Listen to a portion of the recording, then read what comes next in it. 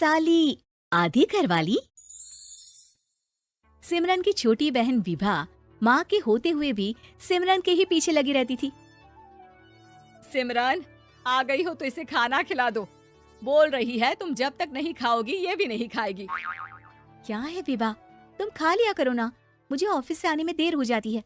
और कोई छोटी बच्ची तो हो नहीं तुम जो खाना भी नहीं खाती हो कि दीदी आएगी तो ही खाऊंगी। हाँ हाँ, छोटी बच्ची ही समझ लो।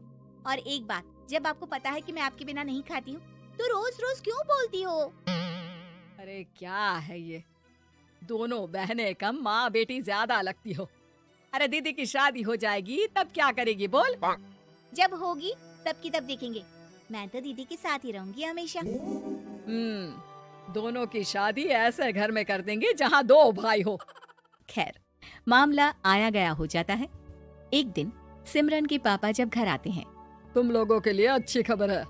वर्मा जी है ना मेरे दोस्त, उन्होंने सिमरन बेटी के लिए रिश्ता बताया है। बहुत अच्छा लड़का है, सिमरन को भी पसंद कर लिया है और कल वो लोग आ रहे हैं सिमरन को देखने अपने घर। सिद्धांत अपने माता पिता के साथ सिमरन को देखने आता है। उसे सिमरन अच्छी लगती है और शादी तय हो जाती है। सिद्धांत की माँ कहती है, अब तो हम लोग ले जाएंगे जल्द ही अपनी सिमरन को यहाँ से। अरे हाँ हाँ, क्यों नहीं, आपकी ही है अब तो हमारी बेटी। दूर खड़ी विभा सब सुन रही होती है। अब तो दीदी की शादी हो जाएगी, फिर तो वो चली जाएंगी। दीदी के बिना मैं कैसे रहूंगी? कुछ ना कुछ तो करना ही होगा जिससे दीदी की शादी ही ना हो। सभी के जाने के बाद क्या शादी के बाद दीदी हम लोगों के साथ नहीं रहेंगी?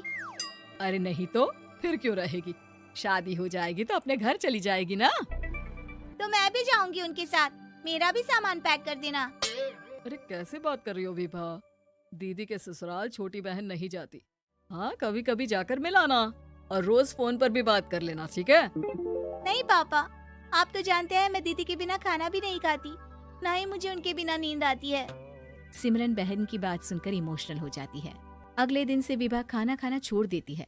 लोगों के लाख समझाने के बाद भी विभा ना खाती है ना ही सोती है।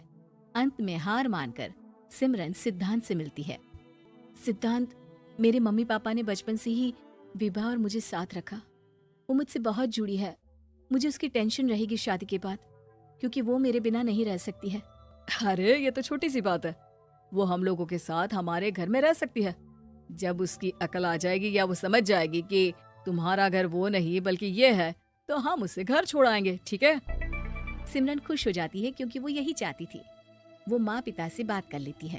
अरे कैसी बात कर रही हो सिमरन, भला बेटी के ससुराल में हम छोटी बहन को कैसे भेज दे? जमाना क्या कहेगा? अरे तो पागल हो गया है, मना कर दे। इस शादी में इन लोगों का तो ये चलता ही रहेगा, कभी बहन यहाँ आ रही है, कभी वो बहन के पास जा रही है। अरे शादी हो रही है, कोई मजाक थोड़ी ना हो रहा है ना बाबा ना। माँ कैसी बात कर रही हो? सिमरन से मैं जुड़ाव महसूस कर रहा हूँ और इतनी सी बात के लिए इतनी अच्छी लड़की को कैसे छोड़ सकता हूँ? सिद्धांत की भी जिद होती है कि वो सिर्फ सिमरन से ही शादी करेगा, और होता भी वैसा ही है। सिद्धांत और सिमरन की शादी हो जाती है और दहेज में आ जाती है विभा। शादी के बाद बुआ सास कहती है, अरे माँ ना, साली आधी घर वाली होती है, लेकिन ये क्या, तुम तो उसे घर ही ले आए। तभी चाची कहती है, सिद्धांत को तो हम लोगों ने सीधा समझा था, लेकिन सबसे तेज तो यही निकला। अरे देखो कैसे दहेज तो नहीं लिया, लेकिन साली पर कब्जा कर लिया। सिद्धांत ने इस और तो सोचा ही नहीं था, लोग उन लोगों के बारे में ऐसी भी बात करेंगे। वो वहाँ से चला जाता है और चुपचाप अपने कमरे में लेट जाता है। क्या हुआ सिद्धांत, तुम अचानक से परेशान हो गए, कोई बात है क्या? अरे नहीं नहीं, वो थक गया था ना, शादी की सारी तैयारी और रस्मों के बीच, सोच रहा हूँ थोड़ा आराम कर लूं। हाँ ठीक है, आप लेट जाइए, मैं विभा का बेड लगा देती हूँ जमीन पर। क्या वो यहाँ सोएगी? हाँ, बताया तो था कि उसे नींद नहीं आती मेरे बिना, तो तुम आराम से लेटो ऊपर, हम लोग नीचे बिछा लेते हैं। अरे नहीं नहीं, तुम दोनों आराम से लेटो ऊपर, मैं माँ पापा के रूम में जा रहा हूँ। सिद्धांत वहाँ से दूसरे कमरे में चला जाता है, जहाँ सिद्धांत के पिता उससे कहते हैं, क्या बात है बेटा, तू उस कमरे में क्यों नहीं सो रहा? बहू से लड़ाई हो गई है क्या शादी के पहले दिन ही? अब नहीं पापा, वो दोनों बहनों को बात करनी थी और मुझे नींद आ रही है, तो मैं यहाँ सोने चला आया। अगले दिन सिद्धांत तैयार होकर ऑफिस जाता है। ऑफिस में लंच के वक्त दोस्त कहता है, क्या बात है सिद्धांत, इतना सारा खाना एक ही दिन में? हाँ यार, वो सिमरन को खाना बनाने का शौक है तो उसी ने बनाया है। यार हम लोगों की तो सिर्फ एक ही बीवी है, इसकी तो दो है ना। सिद्धांत को गुस्सा आ जाता है। कैसी बात कर रहा है तू? अरे तू तो भाग्यशाली है जो बीवी के साथ साथ साली भी आ गई। अरे साली लोगों की तो आधी घरवाली होती है, तुझे तो पूरी की पूरी मिल गई। सिद्धांत का पारा अब 7वें आसमान में पहुंच जाता है। वो खड़ा होकर उस लड़के से लड़ने लगता है। हाँ, मेरी शादी में मेरी बीवी के साथ मेरी साली भी आई है, ये सच है, लेकिन सिर्फ कुछ समय के लिए, क्योंकि उसने सिमरन को बचपन से ही माँ की तरह देखा और यूं अचानक वो सिमरन से अलग नहीं रह सकती थी। इसलिए सोचो, अगर मेरी बीवी उसके लिए माँ का स्थान रखती है तो मेरा दर्जा क्या हुआ? तभी वहां बॉस आ जाता है।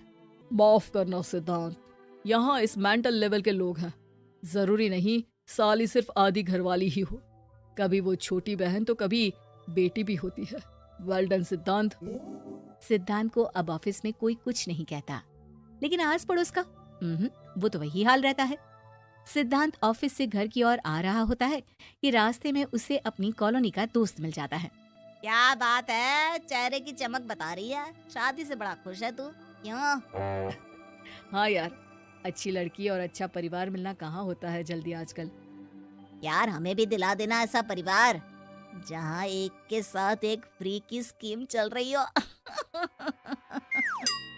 सिद्धांत को फिर गुस्सा आ जाता है। वो दोस्त को मारने के लिए हाथ उठाता ही है कि वहाँ विभा आ जाती है। अरे जीजू, रहने दीजिए ना, ये लोग नहीं समझेंगे कि इंसानियत क्या होती है। ये सच है कि दीदी से कैसे दूर रहना, ये मुझे पता नहीं था। आपने मुझे दीदी के पास रहने का मौका देकर ये समझने का मौका दिया कि लड़की का असली घर उसका ससुराल होता है। मैं समझ चुकी हूँ, मैं जा रही हूँ जीजू, लेकिन मैं खुश हूँ कि आपने मुझे अपनी छोटी बहन समझा। सभी उन लोगों को देखकर ताली बजाने लगते हैं। विभा अपने घर चली जाती है और सिद्धांत खुशी खुशी सिमरन के साथ रहने लगता है।